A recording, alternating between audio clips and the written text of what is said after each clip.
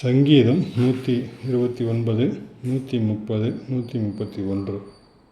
என் சிறுவயது தொடங்கி அநேக தரம் என்னை நெருக்கினார்கள். என் சிறுவயது தொடங்கி அநேக தரம் என்னை நெருக்கியும் என்னை மேற்கொள்ளாமல் போனார்கள். உழுகிறவர்கள் என் முகத்தின் மேல் உழுது தங்கள் படைச்சாலைகளை நீளமாக்கினார்கள்.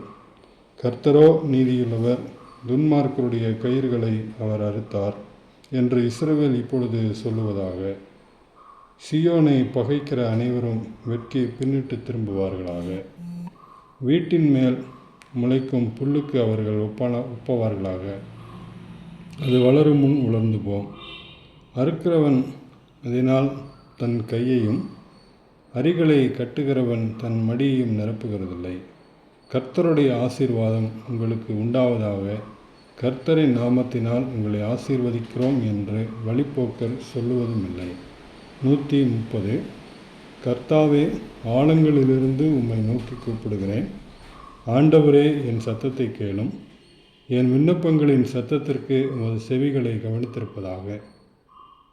கர்த்தாவே, நீர் அக்கிரமங்களை கவனித்திருப்பீரானால் யார் நிலைத்திருப்பான்? ஆண்டவரே, உமக்கு பயப்படும்படிக்கு உம்மிடத்தில் மன்னிப்பு உண்டு.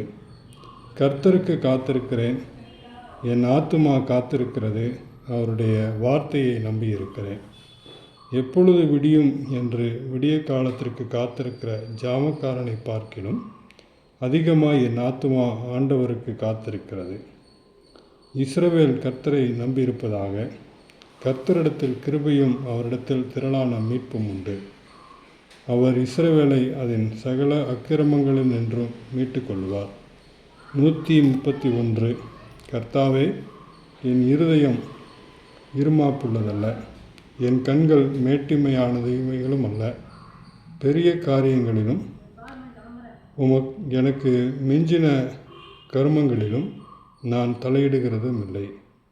தாயின் பால் மறந்த குழந்தையைப் போல நான் என் ஆத்துமாவை அடக்கி அமர்ந்திருக்க பண்ணினேன்.